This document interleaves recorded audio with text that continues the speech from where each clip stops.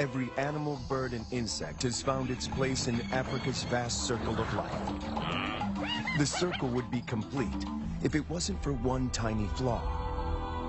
The king is dead. In just 2 decades, settlers, poachers, and professional hunters almost completely wiped out the entire lion population in this vast wilderness. But one lioness survives. She is the last lioness of Lua. This is her story, and it is told by a man with a dream to see lions back on the plains of Lua. It is a dream that turns into a 6-year journey with many setbacks and disappointments to resurrect a lion kingdom in the wild is a daunting task. It is a story of faith, perseverance, and the remarkable relationship between a man, a lonely lioness, and the desperate struggle to re-establish a pride.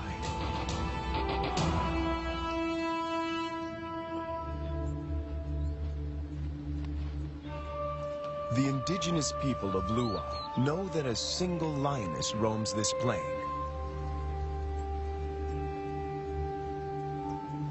She keeps a low profile. There are more than 6,000 people living on these plains, and most of them are fishermen, crop growers, and cattle farmers. A sedentary cow is easy prey, but she avoids the villages, and she doesn't target their cattle. Instead, she perfected the art of surviving on her own. Without the help of a pride, this lioness had to adapt. When she hunts, the combination of patience, power, and speed is spectacular.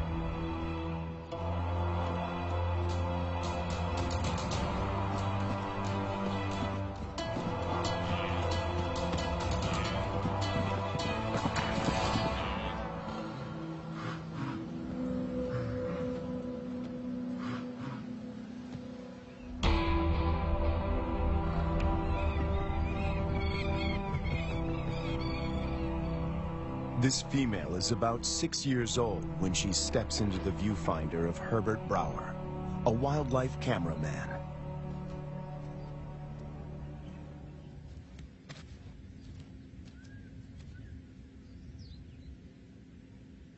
She'd been rarely seen, and if then only at a distance. But suddenly there she was, right in front of our eyes. Herbert is captivated by her and returns to the floodplains of Lua year after year. It comprises 3,600 square kilometers and borders Angola in the west. The bank of the Zambezi floodplain marks the eastern boundary of the park. People living here tell Herbert that the lioness has been alone for many years. They call her Lady Lua.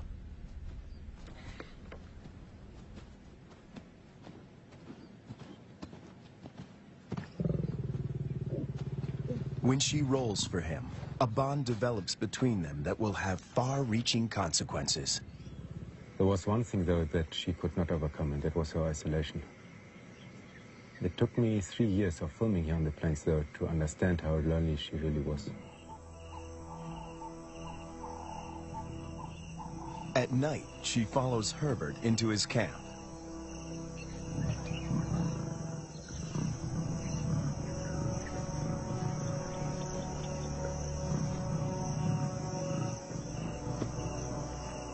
He would never expose himself to wild lions on foot, but he instinctively knows that she means him no harm.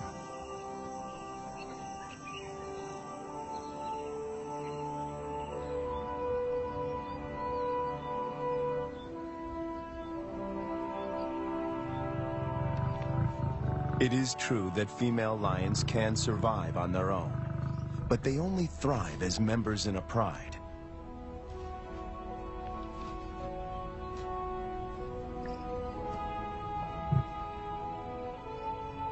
Is it possible to find Lady a mate? And could they produce cubs and form a new pride? These are the burning questions facing Herbert and experts at African parks.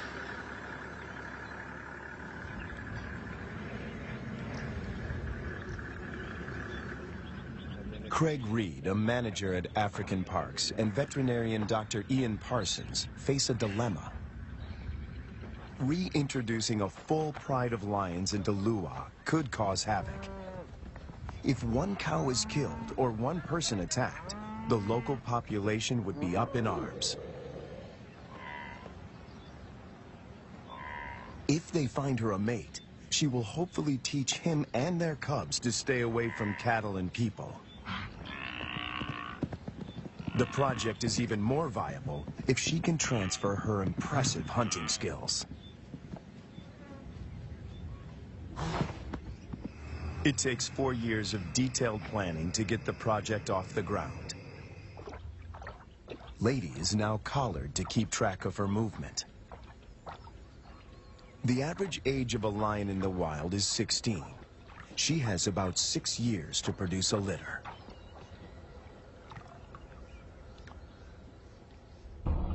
To find a mate for Lady, the team goes to neighboring Kafue National Park. Audio recordings of lionesses lure the males.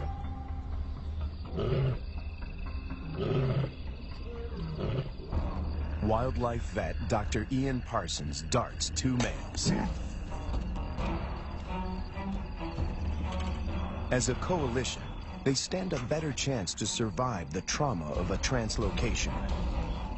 The big question on everyone's mind is whether these 2 males will bond with Lady. If they do bond with her, she might be able to teach them how to keep a low profile and avoid the villages.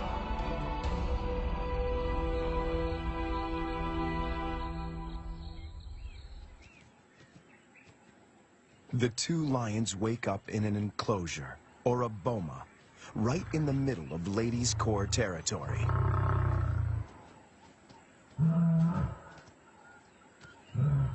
One of the males is 3 years old, the other a bit younger.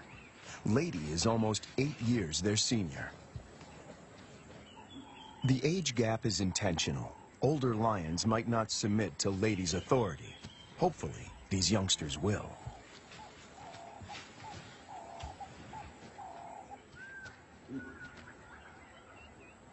This is the first time in years that Lady has set eyes on her own kind. She keeps watch as the 2 males familiarize themselves with their new home.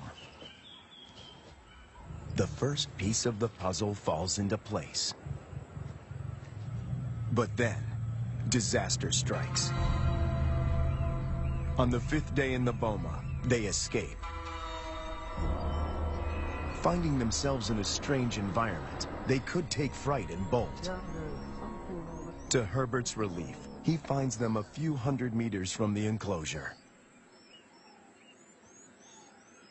Lady's response is odd. She rolls to show them she is not a threat, but she doesn't approach them. The males are aware they are in her territory. Everything is new. It's going to take time to adjust. Before she leaves, Lady marks the territory with her urine. It's a strong message. She's the landowner. They are the squatters.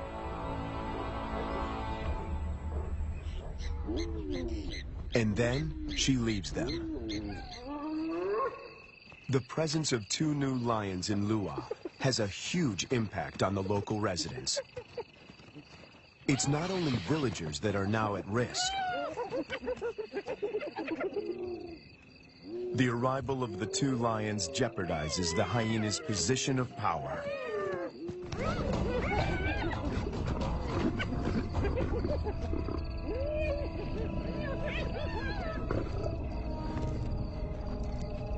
Together, they make a fearsome team. Only the younger of the 2 wears a collar, as they are almost never apart. The acid test is to see whether they will mate with Lady or leave her to seek other females. It's a precarious start, but the journey has begun.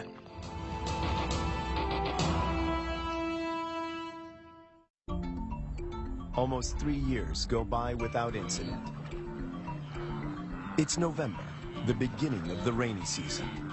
Thousands of wildebeest pour into Lady's territory. The males are hardly recognizable. They are now almost 6 years old, and their bodies are beefed up, their manes more pronounced. After all this time, they're still together and have bonded with Lady, who seems to be doing all the hunting.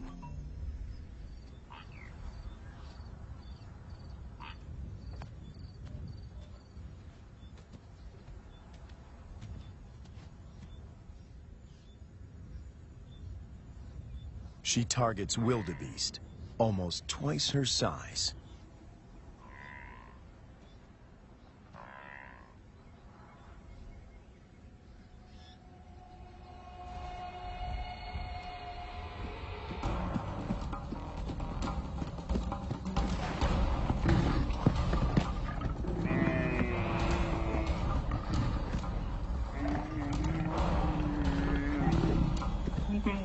With a powerful bite to the neck, she suffocates her quarry.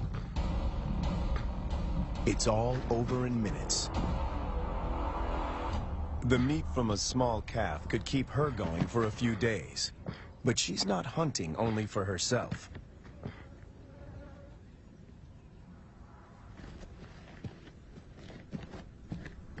As the most experienced hunter in this trio, she is happy to share her kill.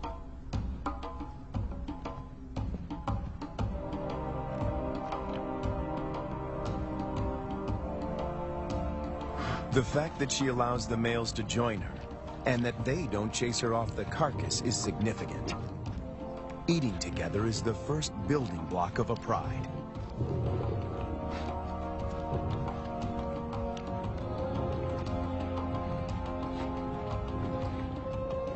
Her reward is companionship. The males get the lion's share of her kill.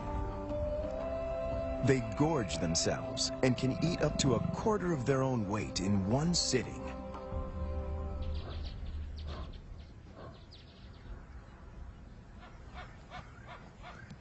For the first time, Herbert sees the two males compete. It is the younger of the two brothers that emerges as the dominant male.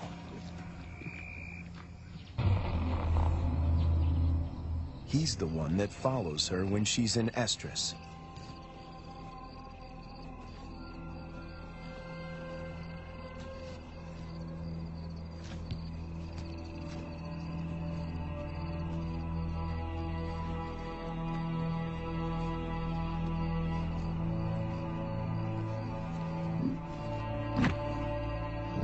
He grimaces, curling back his lips to expose an organ in the back of his mouth that picks up faint chemical pheromones. He can smell that she's in heat.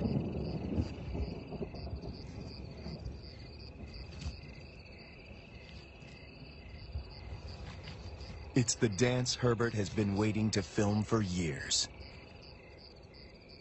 The brother watches from the sidelines. Lady stays receptive for several days and copulates frequently. Both males stick to her like glue. They won't fight over her. As members of the same coalition, they come to a gentleman's agreement. If the dominant brother tires, the other might get a chance to mate as well. Now she rolls, not to greet Herbert, but in submission.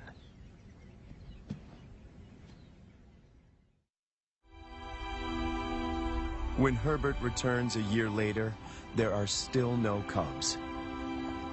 It's a huge disappointment. Lady is now almost 13 years old, and Herbert and the team must consider the possibility that she is infertile.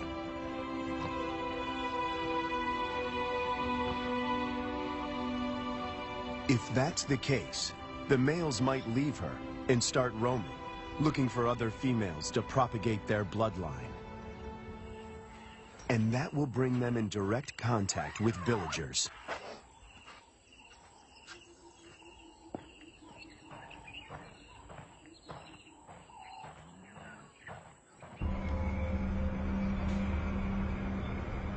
the team decides to import 2 young females.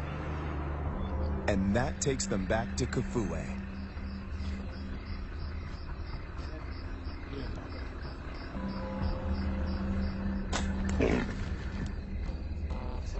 Again, the team faces a dilemma. If the females are too old, they might injure Lady or drive her out of her territory. Too young, and the males might kill them.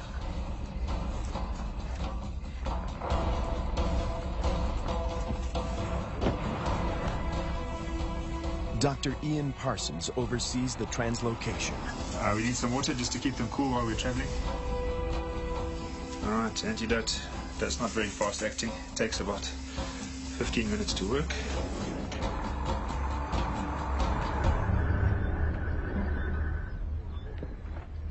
Tranquilized and blindfolded, the 2 females begin their journey to Lua. Their arrival is coded in irony. The tribe settled here more than 100 years ago on the orders of the first king to protect the wildlife.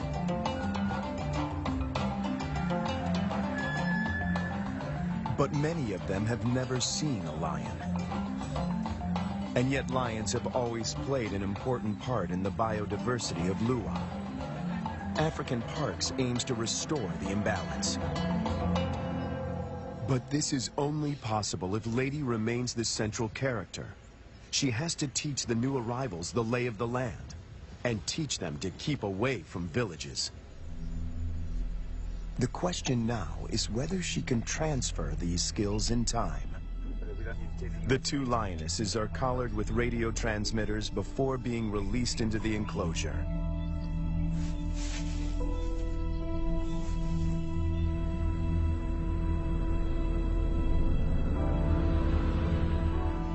Lady's world is about to be turned upside down, once again. To Herbert, she seems sad and confused. She turns her back on the boma and heads north.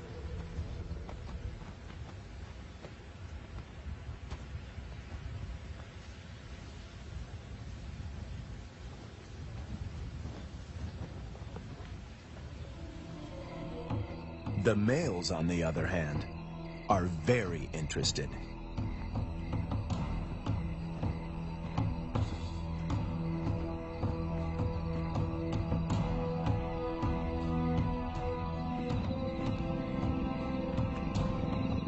These 2 lionesses are barely 20 months old and still cub-like.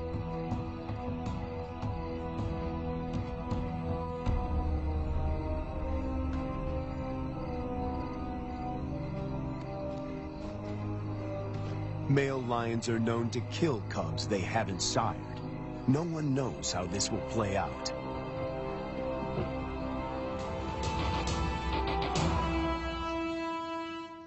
After 3 days, Lady makes a U-turn and returns to the fenced-off boma.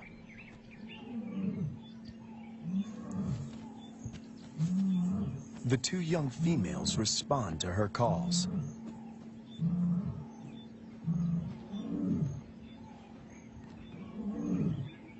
The connection between Lady and the cubs is immediate.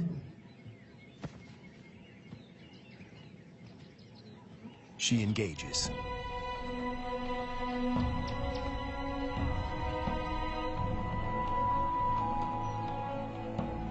Cats are vulnerable when they expose their undersides.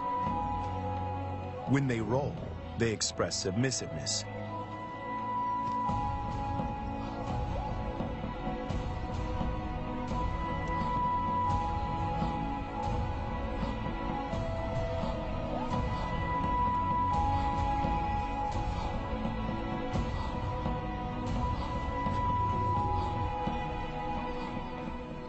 But trouble is on the way.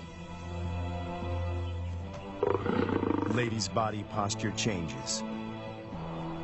She knows that the males could attack these new residents.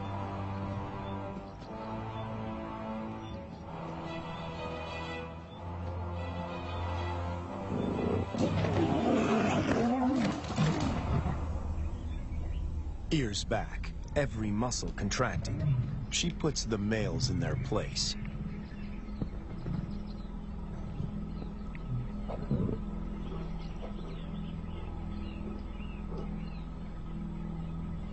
Four cats now crowd her space, after years of solitude.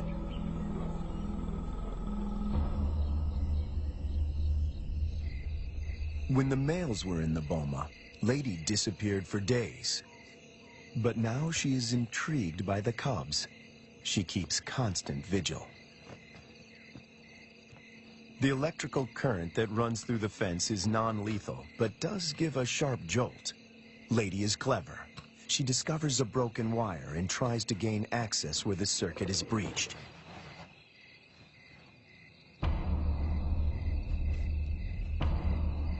The males are perturbed by the new arrivals.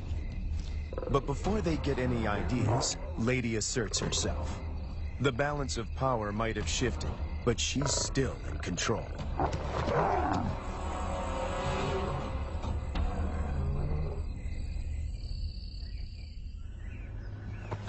After 5 weeks in the boma, the team feels the young females are ready to be released. Not sure how the males will react, they lure them away with a fresh carcass.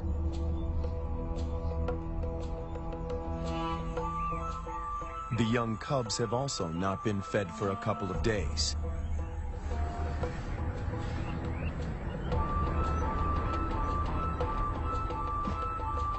When the gates open, a new chapter begins.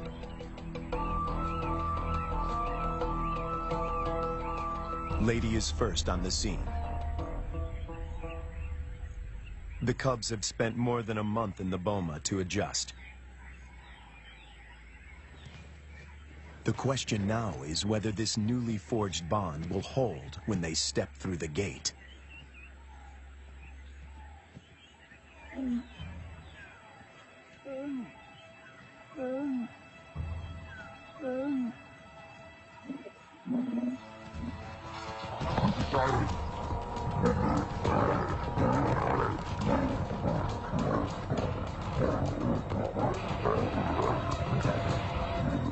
The first encounter turns into a cat fight. But it is more show than anything else. If Lady wants to kill these cubs, she can do so in the blink of an eye.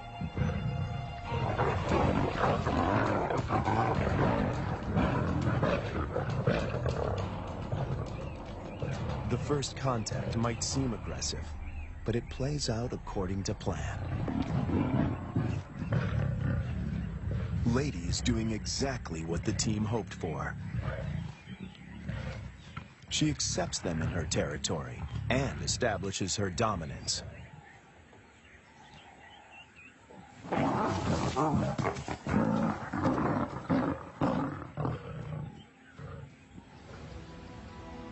The landscape of Lua now looks very different from the days when Lady followed Herbert to his camp. Now 2 young and subdued females follow her. But Lady is not used to having an entourage. She's not at all familiar with the dynamics of a pride.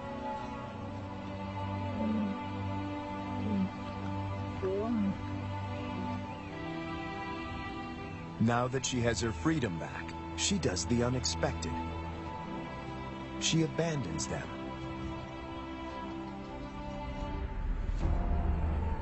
The 2 young females now find themselves in a new and unfamiliar environment swarming with hyenas. Since their release, the young females stick together.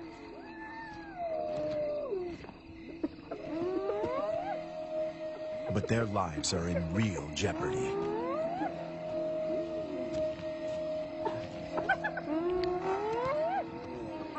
Hyenas can kill lonesome female lions, and tonight, they face a growing mob.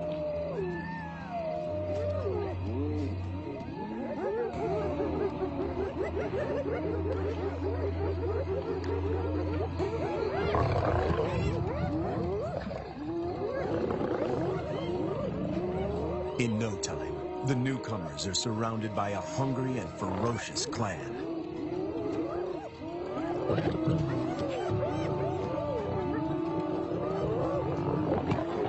They stand their ground, but the noise attracts a far more dangerous adversary, the males.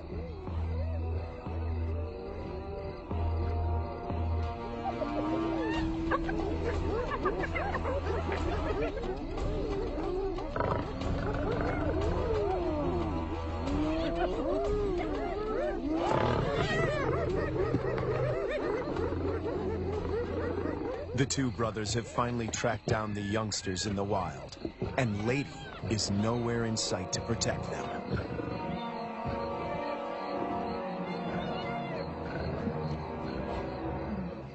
The hyenas know what's good for them. En masse, they retreat.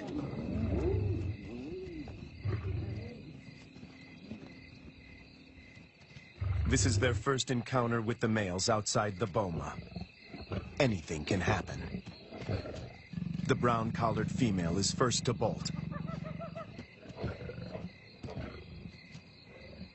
The white collar is cornered before she can escape.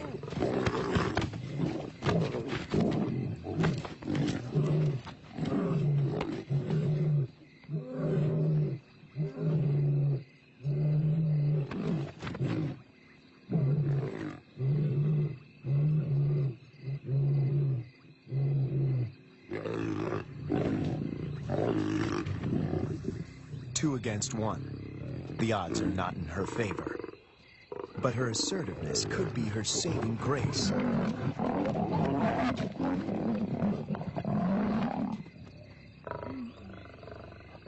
At the right moment, she crouches in submission.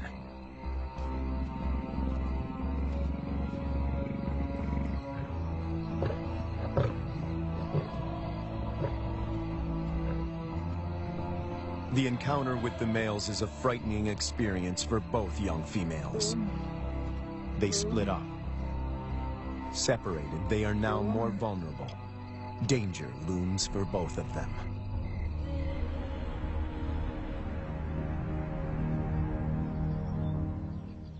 The team manages to track down the females, and they are reunited.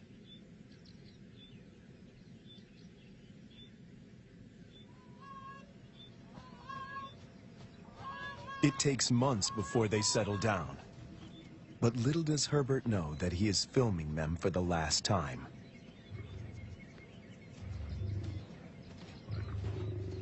The next day, the brown collar is gone.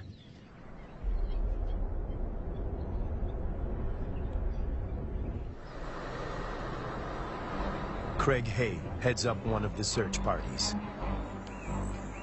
All eyes are now on finding the brown-collared female. Some of the farmers have seen her in the vicinity. Her life is in real danger. Poaching is rife here. And then, their worst fears are confirmed. It's in there. A faint radio signal comes from a pond.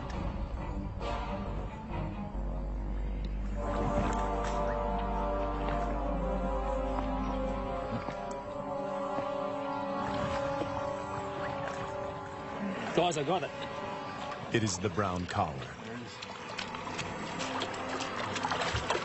It's been cut. Yes, been cut with a sharp knife. It's a definite cut. You see, so someone found the lion and threw this in. Or killed the lion. Killed the lion and threw this in. The mood is one of despair.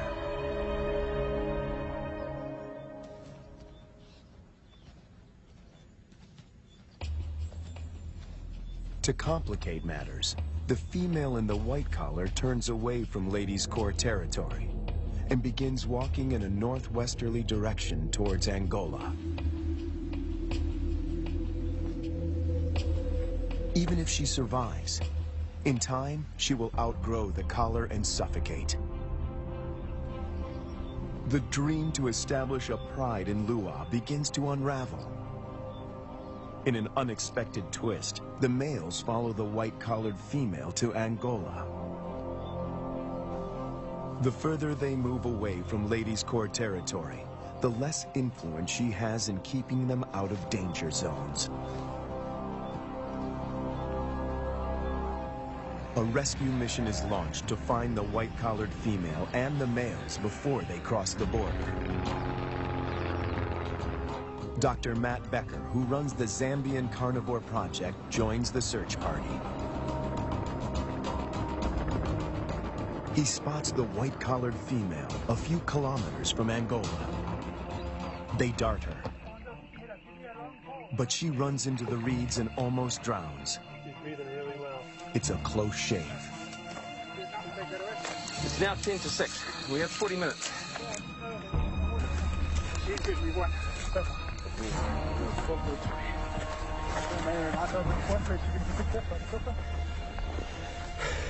Smash doesn't never knows. It's going to be windy. The rescue mission is tricky. The small helicopter can barely lift her, and the ground team must help before the pilot manages to get his precious cargo airborne.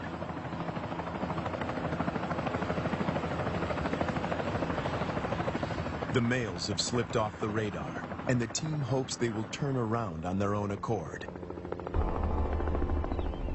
Meanwhile, more drama unfolds close to the boma. Lady is darted. The plan is to put her in the boma with the surviving female to try and forge a stronger bond between them.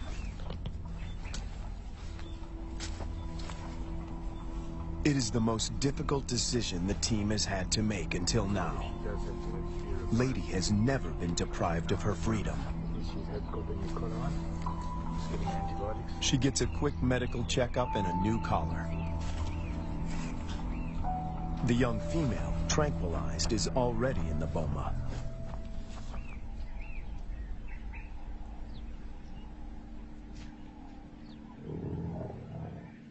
No one knows how Lady will behave in captivity.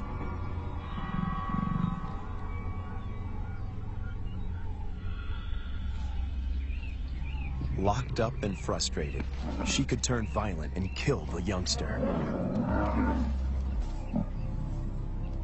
A power struggle is inevitable.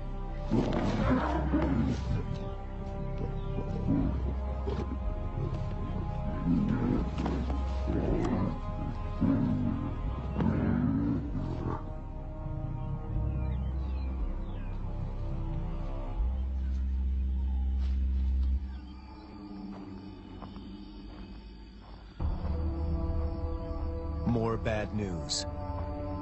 One of the males crosses the border and is killed by cattle farmers in Angola. Of the 5 lions, now only 3 remain. Would this be enough to start a pride? No one knows for sure. Lady, when she recovers from the anesthetic, is extremely agitated. She is on the wrong side of the fence and she can't dig her way out.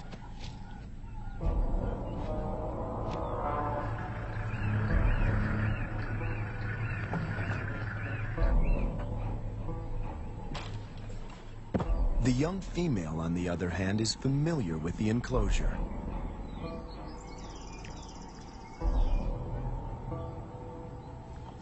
This puts her in a strong position to assert power and seize authority.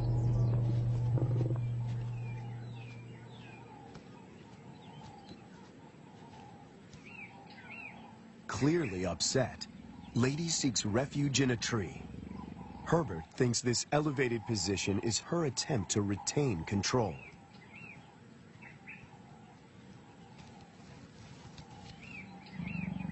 Hunger eventually tempts her down.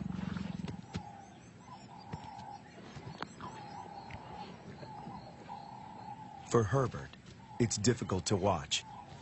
This is a situation which I never thought would happen, is that Lady would need to be put into the boma. Now, she's been roaming free for all her life, which is probably about 13 years, 14 years, and now she needs to be locked away. It's good, Lady. The tree becomes a central prop in this battle of wits between these 2 cats.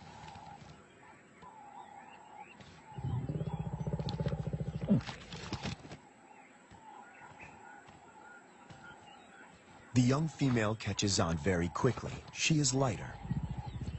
If height is of any consequence, she can go higher.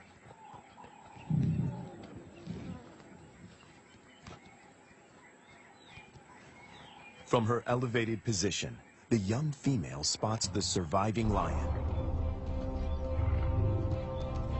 He is just returning from Angola, alone. It seems as if every breakthrough in this project is shadowed by a new set of problems. The two brothers formed a strong coalition. They made this territory their own and for 4 years managed to stay out of trouble with the villagers. The hope of establishing a new generation of lions now resides with the survivor.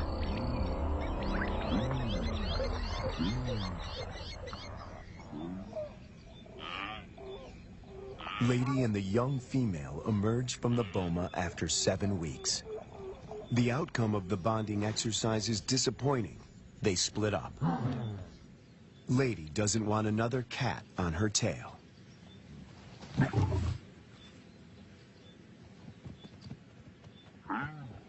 But the time in the boma did benefit the young female. It gave her time to mature. She doesn't see the male as a threat anymore.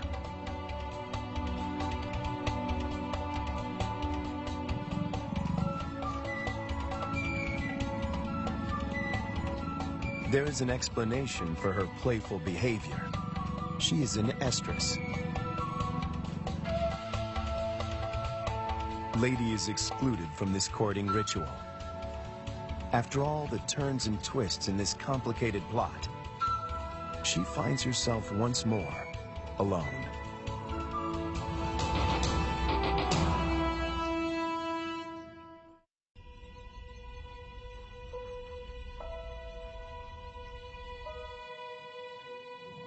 After hunting alone, the young lioness returns to the male. She is ready to mate. The project is one step closer to reaching its goal. The male will sire the next generation. But what about Lady? Will she be part of this new pride? It somehow seems sad and tragic if she is now excluded. And on cue, she disappears.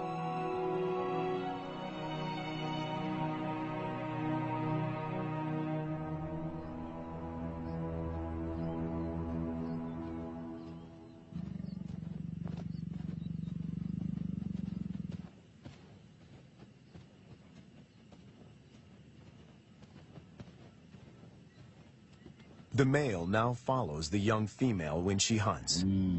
To feed both of them, she must target bigger prey.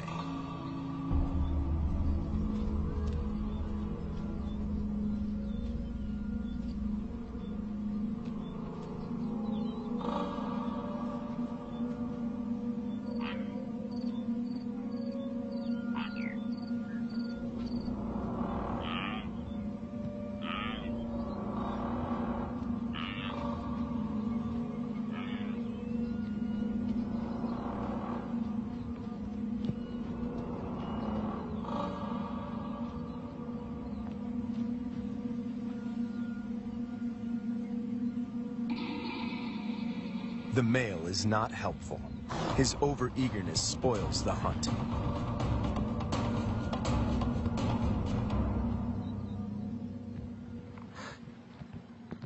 Herbert is about to accept that this regent king and the young female are now the major players in this drama, when Lady suddenly reappears.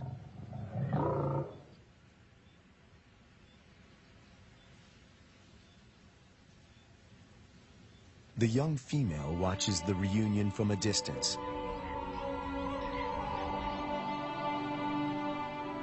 Over many years, Herbert and Lady somehow learn to recognize and respect each other's intentions.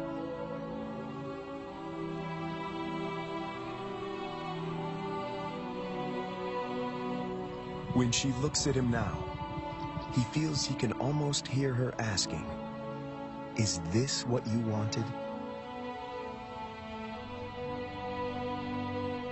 In the presence of the male, Lady lies down with the young female. This is what a pride looks like.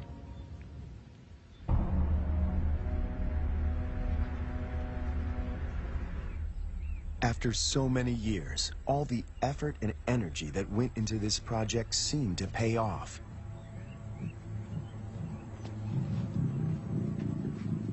The young female frequently mates with the lion in Lady's presence.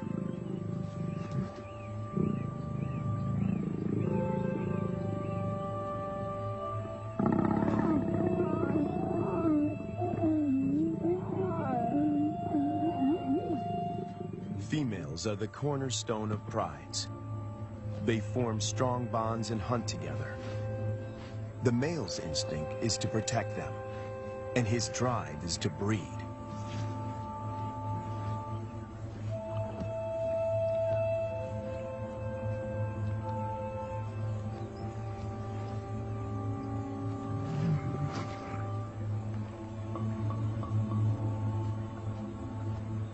But a female in estrus that leads to mating is not a guarantee that this new pride is stable and secure.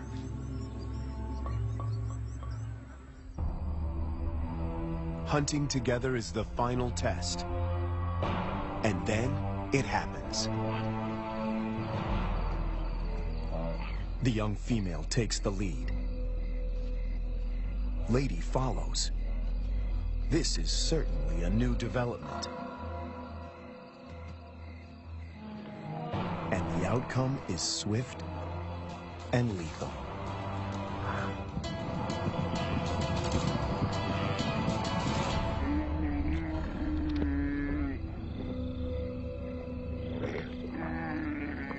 In all his years at Lua, this is the first time that Herbert films Lady not hunting on her own.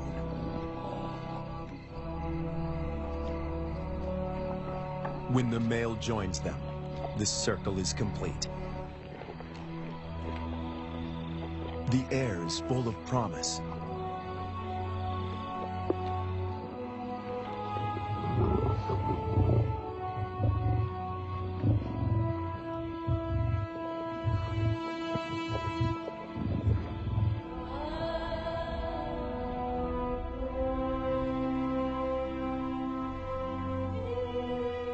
Lady remains the central force and protector of this new pride. She may not give birth to the next Lion King, but she will make sure that he has a kingdom.